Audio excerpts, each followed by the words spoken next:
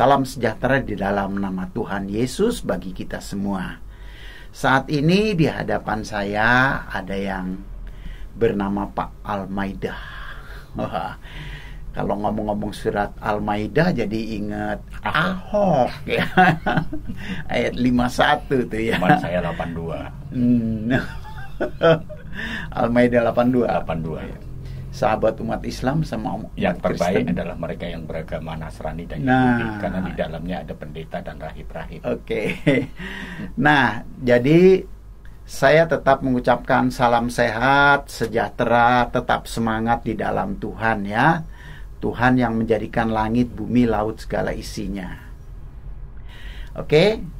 Jadi sekarang saya akan minta Pak Almaida ngucapin salam sama jemaat. Salam. Assalamualaikum warahmatullahi wabarakatuh. Salam damai di dalam Tuhan Yesus, karena damai hanya ada di dalam Tuhan Yesus. Terima kasih. Nah, Pak Almaida, Siap. yang kasih nama Bapak Almaida itu siapa? Bapak saya. Bapak saya. Iya, nama asli Almaida. Almaida, mantap sekali itu ya.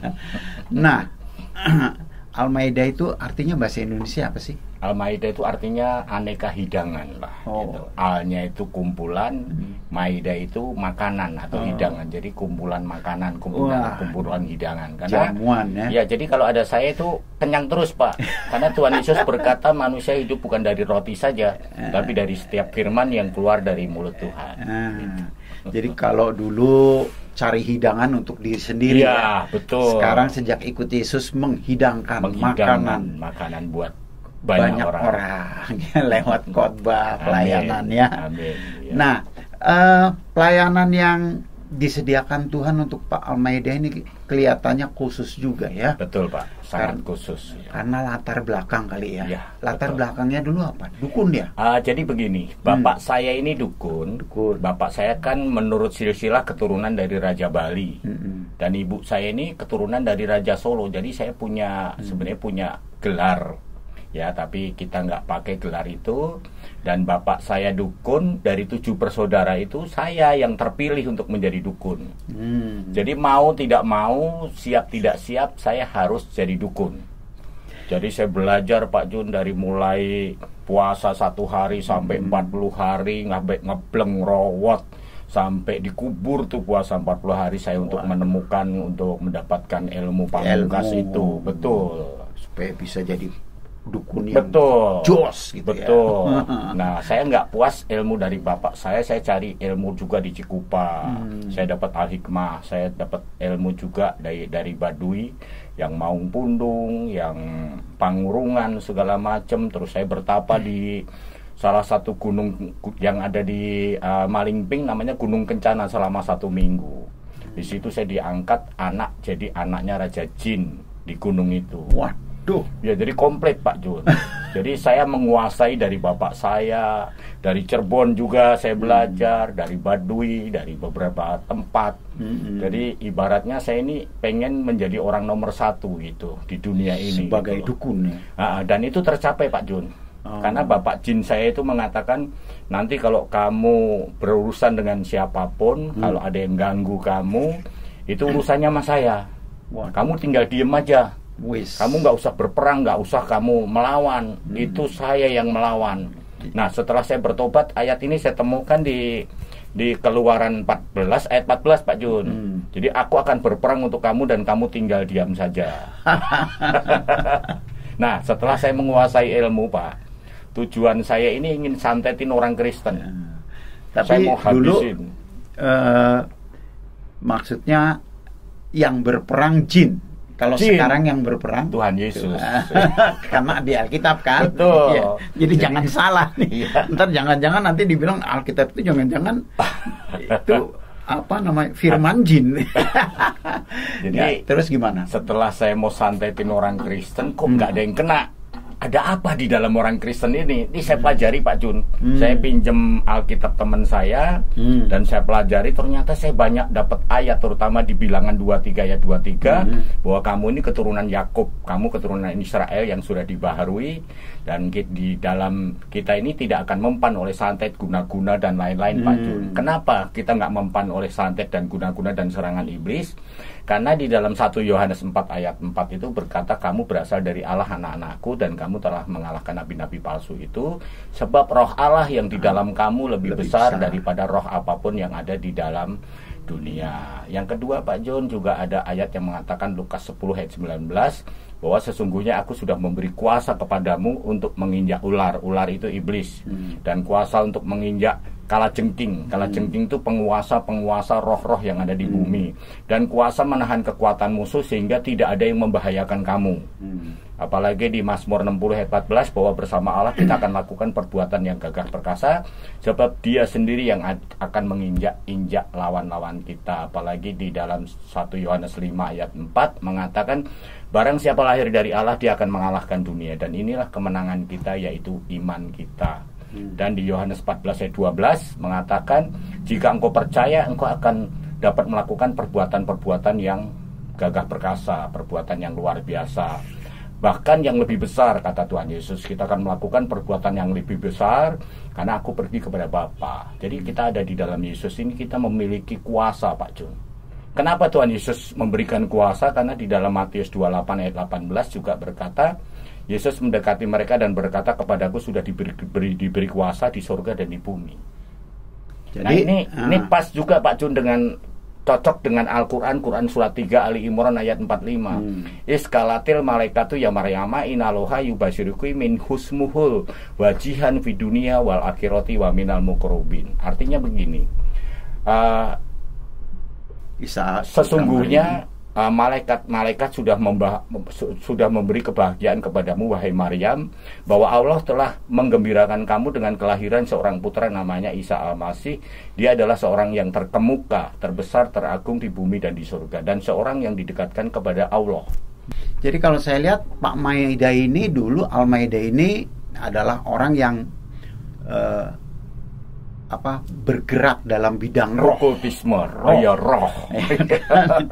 Tapi setelah menjadi orang percaya, kita juga tetap hidup dalam roh. Betul, dong. Tapi betul. Perbedaannya roh apa dan roh apa, gitu kan? Kalau dulu kan kita tuh rohnya itu roh-roh yang ada di bumi, roh-roh jahat, roh-roh iblis, jin dan lain sebagainya. Kalau sekarang ini Roh Kudus.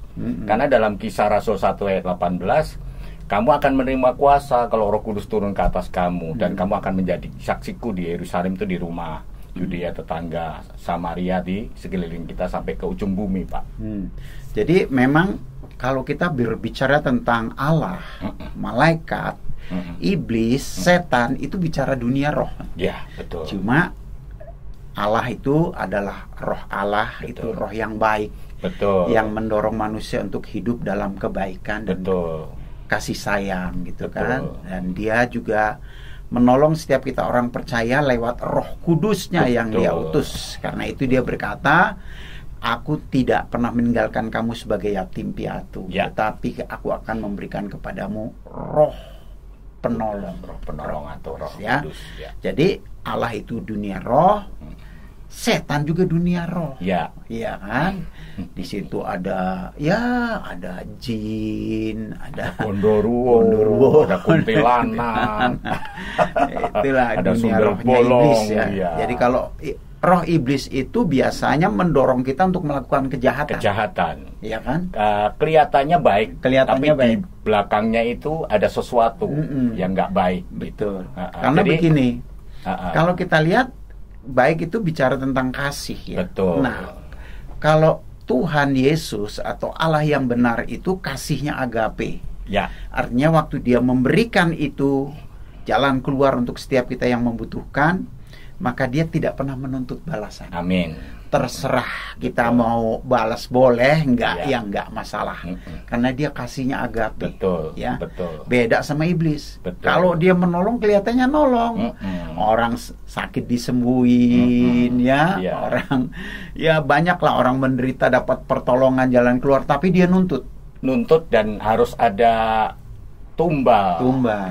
yang harus kita sediakan. Jadi setan itu tidak pernah memberikan gratis. Selalu ada yang dia minta. Dan korban itu banyak, Pak Jun. Itu biasanya melalui bayi-bayi yang di kandungan, dia ambil.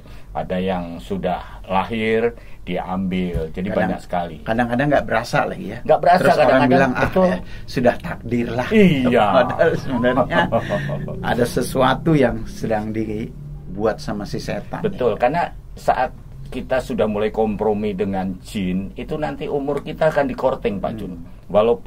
Seperti kalau nanti umur kita 80 tahun atau 60 tahun dikorting. Jadi saat kita umur masih muda dibuat kecelakaan dengan caranya setan sehingga kita meninggal waktu muda, dan sisa umurnya nih, sisa hidupnya itu nanti buat antek-anteknya setan, jadi budaknya setan Pak Jun. Makanya Yesus kan bilang, pencuri datang untuk mencuri, membunuh dan membinasakan. Pencuri ini bicara tentang si iblis. Setan. Yohanes 10 ayat 10a. Ya. Dia datang untuk mencuri. Apa yang dicuri? Damai, keselamatan kekal. Ya, jadi memang iblis ini sifatnya kayak pencuri. Betul. Artinya bahwa manusia itu harus memilih. Betul. Ya, makanya Yesus bilang apa? Di luar aku kamu tidak dapat berbuat apa-apa. Betul. Nah, pencuri ini kan punya sifat apa? Intervensi. Betul. Tanpa kita undang dia datang. Jadi kalau Tuhan ini memanggil kita ini menunggu kita mau dipanggil, tapi kalau iblis maksa. Iya, gitu, makanya merebut. Dalam Wahyu 3 ayat 20 kan, lihatlah aku berdiri di muka pintu dan mengetok. Jadi dia sifatnya tidak intervensi.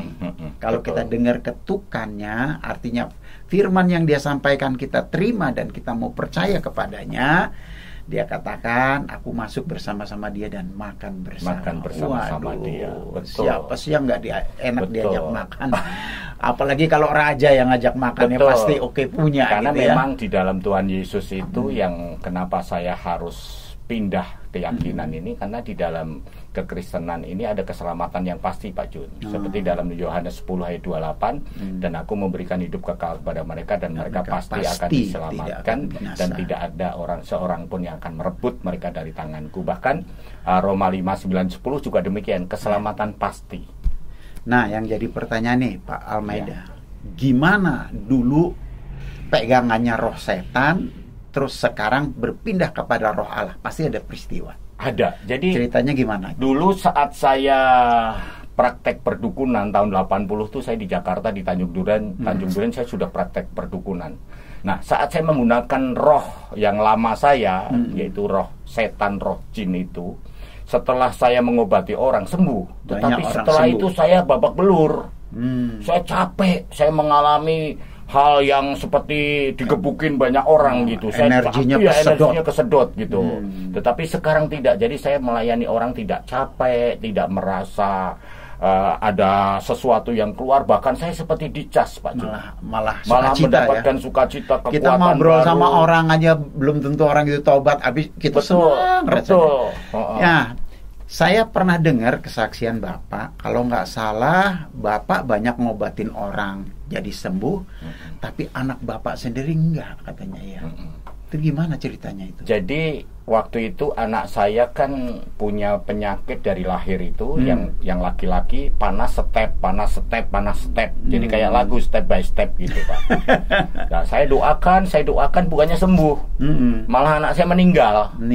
Nah, kata ibu saya ini bukan mati nih, mati suri. Ambil air termos, taruh di baskom, dijeburinlah anak saya ke air yang panas itu. Bukan bangun malah melepuh kulit anak saya.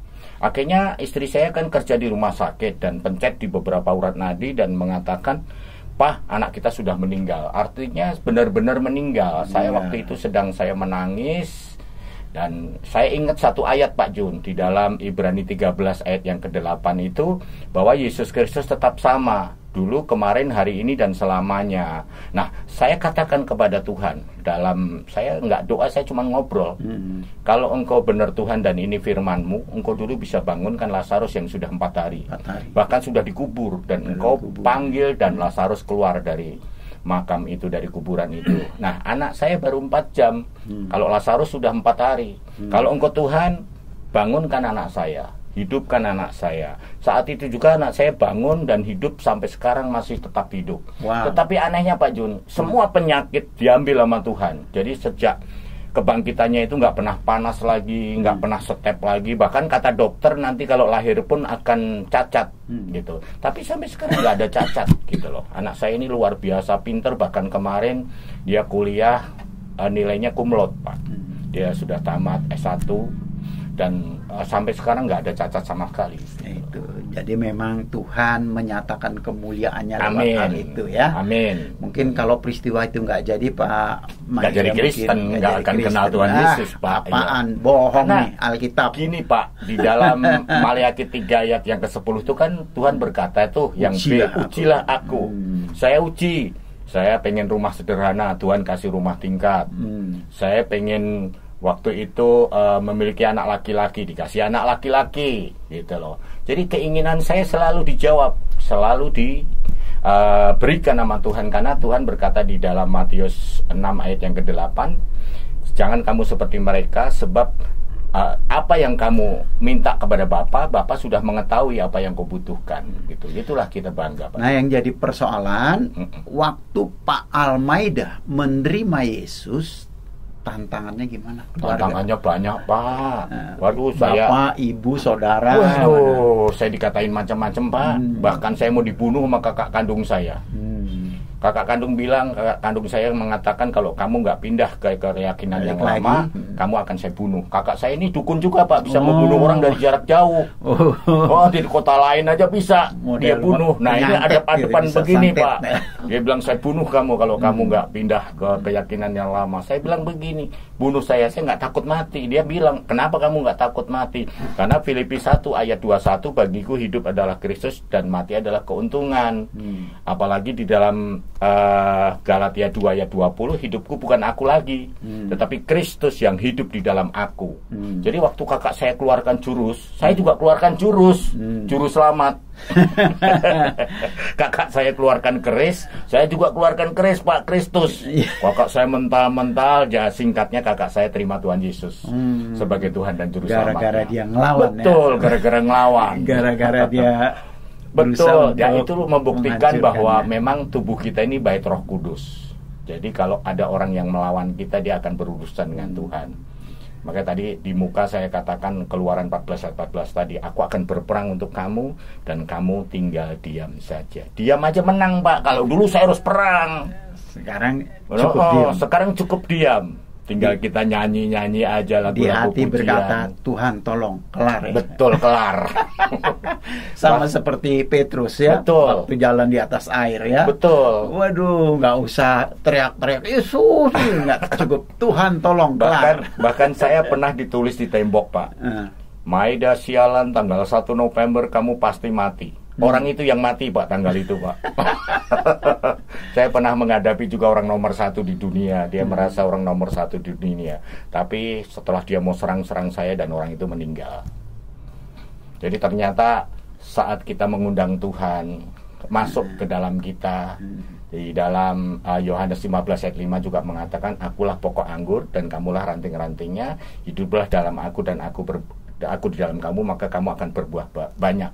Sebab di luar aku kamu tidak dapat berbuat apa-apa. Nah, di luar Tuhan kita nggak dapat berbuat apa-apa.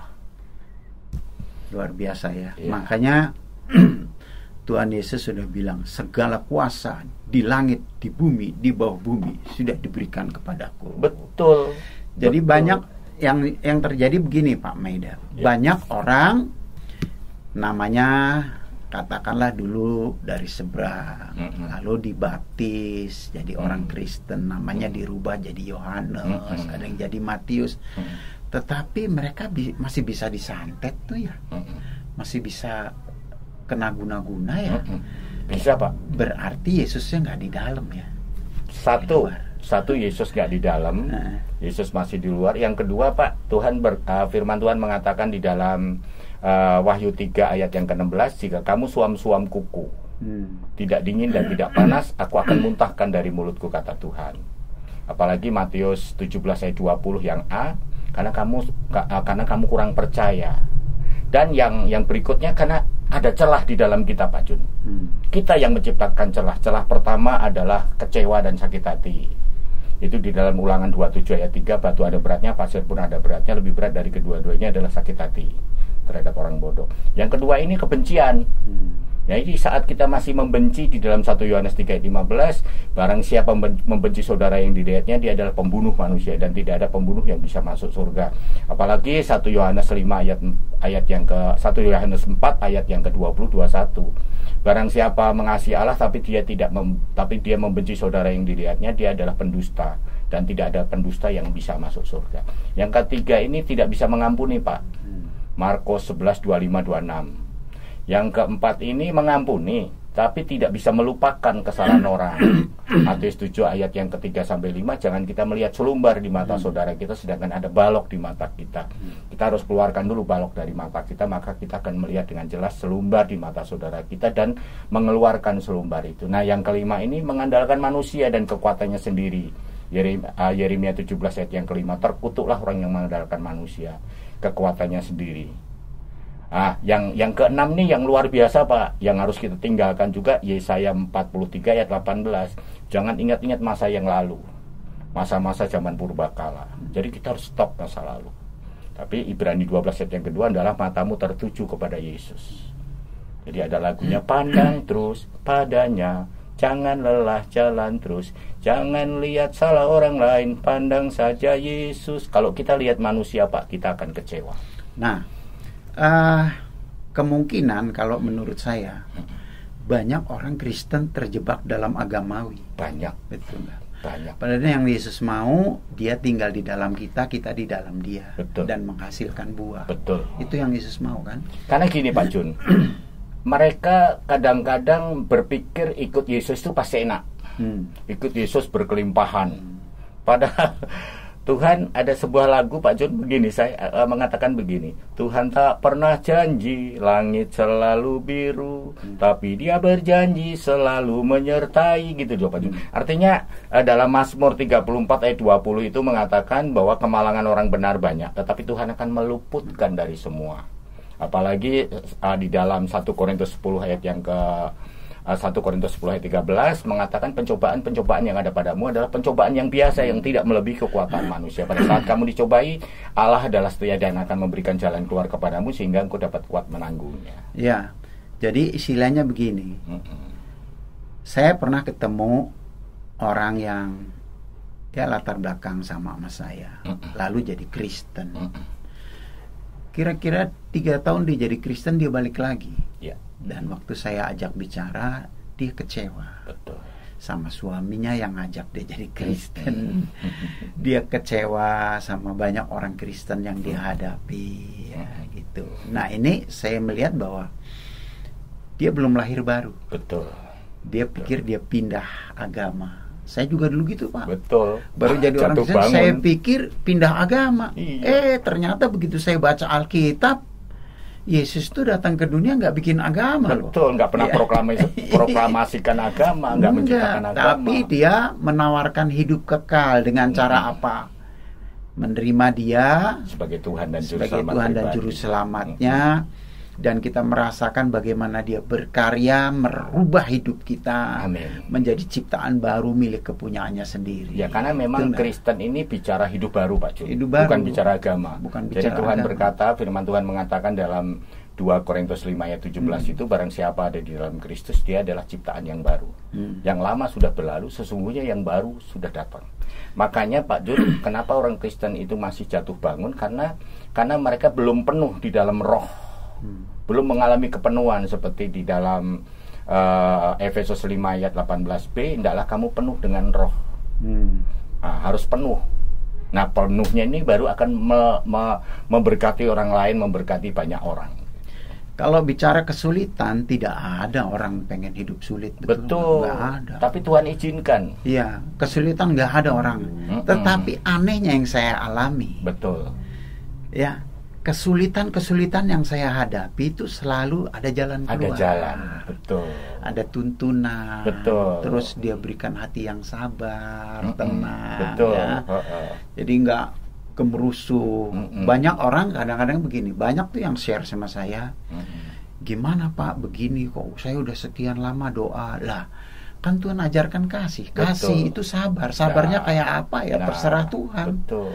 makin lama kita menghadapi kesulitan bersama Tuhan, makin banyak kesaksian. Betul. Betul nggak? Betul. Coba kita perhatikan orang-orang yang bersaksi, yang bisa jadi berkat itu biasanya dia ngalamin kesulitan dulu. Betul, kesulitan dulu. Saya jas sama dokter, katanya umurnya tinggal seminggu, saudara. Tapi begitu saya terima Yesus, lahir baru. Sekarang umur saya udah 5 tahun nggak mati-mati, katanya. Penyakitnya juga bablas nggak tahu kemana gitu. Nggak ada orang takut, nggak ada orang mau menghadapi kesulitan. Tapi gini Pak Jun, saat kita mengalami kesulitan, kita harus pegang janji Tuhan. Seperti Matius 11:28, marilah kepadaku semua yang letih, yang lesu dan berbeban berat. Aku akan memberikan kelegaan kepadamu. Jadi datang kepada Tuhan seperti Matius 6 ayat 33. Carilah dahulu kerajaan Allah dan kebenarannya, maka semua akan ditambahkan kepada Tuhan. Jadi jangan cari dukun. Mbak, dukunnya aja sekarang sudah bertobat gitu. Iya. Makanya heran ya, di gereja kita tuh kadang-kadang saya suka suruh orang. Misalnya John, besok minggu depan ini ya, kolekte ya. Oh iya pak, iya. Minggu depan dia nggak nongol. Terus saya tanya, kenapa lu nggak nongol? Aduh, banyak masalah katanya. Aneh ya. Iya, betul. Orang mestinya makin banyak masalah, makin datang, makin cari Tuhan supaya dapat pertolongan. Amin. Ini makin jauh ya, makin stres. Betul. Yang siap memberikan kelegaan cuma Yesus, Pak. Iya, betul. Nggak ada yang lain. Karena seperti firman-Nya juga dalam Mazmur 62 ayat 2, hanya dekat Allah saja aku tenang, daripadanya lah keselamatanku, hanya Dia gunung batuku, hanya Dia kota bentengku, aku tidak akan goyah selama-lamanya. Bahkan Tuhan berkata dalam Filipi 4 ayat 19, Pak, Filipi 4 ayat 19, Allahku akan memenuhi semua kebutuhanmu menurut kekayaan dan kemuliaannya di dalam Kristus Yesus. Jadi kenapa harus takut lagi? Benar. Apalagi Pak, di dalam 2 Korintus 8 ayat 9, Tuhan berkata begini, aku yang kaya menjadikan diriku miskin karena kamu, supaya kamu yang miskin aku jadikan kaya. Kaya belum tentu harta loh. Belum tentu harta, biar sukacita, damai, kayak ketenangan gitu loh. Selalu sukacita gitu Pak. Itu kekayaan yang tidak bisa dibeli dengan harta. Betul. Dan gini Pak, pengalaman saya jadi dukun dulu, ternyata kalau kita nggak mau mempan oleh guna-guna santet serangan iblis, kuncinya banyak senyum Pak. Sukacita. Karena Mazmur 37 ayat yang keempat, dan bergembiralah karena Tuhan, maka Ia akan memberikan kepadamu apa saja yang diinginkan hatimu. Jadi kalau kita nggak mau kena serangan-serangan setan, banyak senyum Pak. Benar.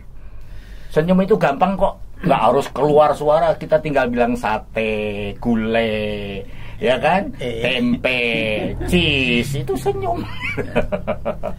Makanya gini Pak, dari pengalaman-pengalaman hidup saya bersama dengan Tuhan, amin, saya rasakan itu unik. betul, ya. Betul, Dan dari unik. pengalaman-pengalaman itu saya bikin lagu. Betul. Kalau harte lagi melimpe-limpe, hatinya seneng, entu sih biasa. Kalau bokek kagak punya ape-ape, hatinya seneng, entu baru luar biasa. Jadi sama waktu itu Pak Jun, saya diberikan anugerah sama Tuhan, nggak punya duit sama sekali. Tapi tetap senyum ya? Iya, tetap senyum. Nah, anak saya ini minta uang untuk beli sepatu karena sepatunya udah jebol. Saya bilang, ayo berdoa, Tuhan punya pabrik sepatu kok. Saya bilang gitu kan. Dan setelah anak saya doa, Pak, minta 1 pasang dikasih 50 pasang, Pak. Wow. Saya kirim ke teman-teman yang lain sampai ke Jogja, sampai ke. Itu gara-gara apa? Di pabrik sepatu? Enggak. Jadi ada orang yang tergerak untuk mengirim sepatu itu. Setelah saya sebar, Tuhan kirim lagi 80, Pak. Saya kasih lagi, saya sebar lagi. Kirim lagi 2 dus, kirim lagi 2 plastik besar. Saya kirim dan 1 pun nggak ada yang saya jual, Pak Jun. Karena kunci kasih tadi, Pak Jun. Jadi terima apa yang kita terima dari Tuhan, kasih. Kita harus berikan. Jadi jangan kita menjual berkat dari Tuhan. Jadi kita harus menjadi saluran berkat, seperti kasihnya seperti sungai yang selalu mengalir, dan kalau kita hambat jadi penyakit malah, Pak Jun. Oke. Terima kasih Pak Almaida. Terima kasih. Sudah bincang-bincang. Amin. Biar bincang-bincang kita jadi berkat bagi Amin. banyak orang yang Amin. mendengarkannya. Amin. Ya. Karena memang saat kita terima Yesus itu sebenarnya sudah terima berkat.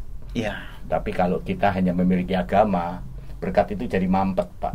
Jadi kita memiliki Yesus, berkat itu yang mengejar kita. Berkat yang besar Wih, lagi, luar biasa, berkat Pak. surgawi, damai, Betul. ketenangan, betul Yang nggak? terutama keselamatan, Pak. Betul, Jadi keselamatan. Tuhan berkata dalam Roma 10 ayat 9 dan 10 itu, barang siapa mengaku dengan mulutnya bahwa Yesus Kristus adalah Tuhan dan dia percaya dengan segenap hatinya bahwa Allah telah membangkitkan dia dari antara orang mati, maka akan dia selamatkan. Bahkan Kisah Rasul 4 ayat 12, Pak. Di kolong langit ini tidak ada nama lain, Pak, yang olehnya kita beroleh keselamatan, hanya di dalam Tuhan Yesus. Amin. Kita boleh keselamatan. Artinya apa? Ya, kalau kita mau cari gula, pabrik gula, Pak. Kalau kita mau cari selamat, ya ke juru selamat. Benar. Karena seperti Yesaya 43 ayat 11, Pak. Akulah Tuhan Allahmu dan tidak ada juru selamat selain daripada aku. Juru selamat. Juru selamat. Orang kalau buka restoran, cari juru masak. Ke rumah sakit, yang ngerawat kita juru rawat. Kita mau bikin taman, cari juru taman. Nah, kita mau selamat, ya cari juru selamat, Pak Jun. Nah, juru selamat itu hanya Yesus. Amin. Gitu loh. Karena dia juga berfirman nih yang sangat luar biasa, Pak Jun, dalam Yohanes 14 ayat 1 sampai 3. Aku pergi kepada Bapa untuk menyediakan tempat bagimu. Dan kalau tempat itu sudah tersedia, aku akan datang kembali untuk membawa kamu. Sehingga di mana aku ada, di situ engkau ada. Mantap. Luar biasa, Pak. Oke. Amin. Terima kasih. Kalau Terima begitu kasih. kita sebagai orang percaya tetap prinsipnya sekali Yesus, Sekali Yesus tetap Yesus. Ayatnya Roma 8, 38, 39. Sekali Amin. Yesus tetap Yesus. Haleluya. Terima kasih. Tuhan Yesus memberkati.